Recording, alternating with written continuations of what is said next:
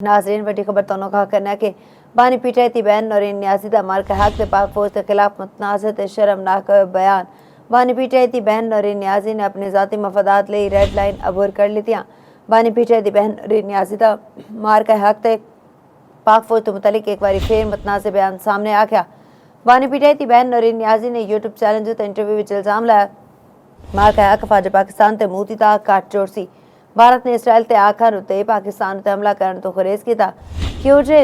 Pakistan Israel नूं तस्लीम करन जा रहा सी। माहरीन के मुताबिक नौरीन नियाजी दे अल्फाज लबलहजा ते सोच बानी पीटीआई ते उस मखसूस बयाने की अक्कासी करते ने जिन्हें महवर सिर्फ ज़ाती मफाद है। बानी पीटीआई उहदियां बहना ते खानदान अपने ज़ाती मफादात के हसूल लई मुल्की इस्लामियत नूं वी दाव ते ला सकते हैं। नौरीन नियाजी दा गुमराह कन बयान भारतीय बयानिया नूं तकवीत दिंदा है जिन्हों हुण भारतीय मीडिया पाकिस्तान के खिलाफ इस्तेमाल करेगा। इस सवाल मजीद गल करते सेंट्रल फिल लाइन दे ज्वाइन किया एंकर पर्सन भी तजा कावे हसन कामरे ने जी मजीद इस सवाल की तफसीलात ने हसन कामरे। देखो जी पहली गल तो है कि एक बड़ा ही अफसोसनाक भी बयान है तो मज़ाका खेज बयान भी है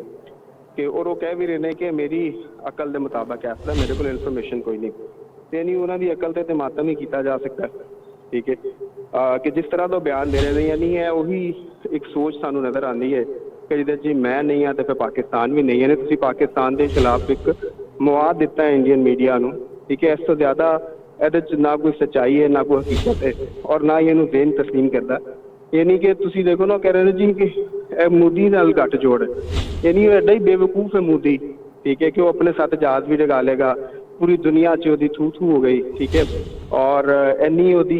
इंसल्ट हुई है पूरी इंडिया की तो यानी किस किस्म का बयानिया मैंने तो समझ ही नहीं आई कि ये उन्होंने जो बयान दिता यानी तुसीं अपने ज़ाती मफाद लई हर हद जी है वो क्रॉस करने तुसीं तैयार हो और पाकिस्तान के खिलाफ कोई गल हो पाक अफवाज के खिलाफ कोई गल हो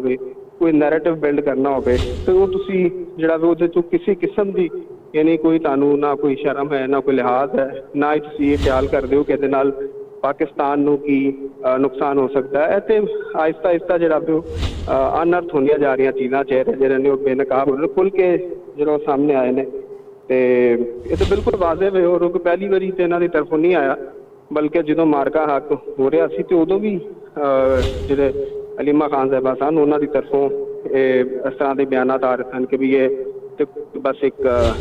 गठ जोड़ टाइप चीज़ ही है सीरीयसनैस जी नज़र नहीं आती। लेकिन उसके बाद पाकिस्तान ने जोड़ा वे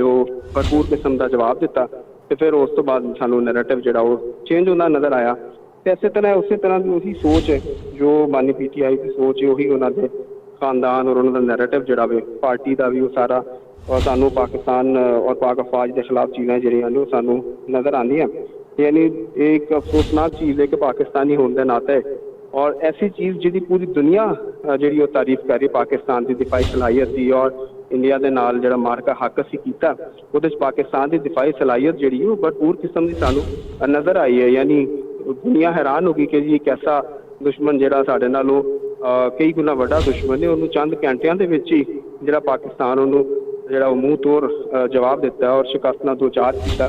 तो ये हूँ इस किस्म का बयान जोड़ा वे बड़ा अफसोसनाक है। ये वाले एक होर मैं चीज़ जी कहना चाहवा कि यूट्यूब से उन्होंने एक पॉडकास्ट के क्या तो ये साढ़े जो यूट्यूबरस ने उन्होंने भी जिम्मेदारी बनती है।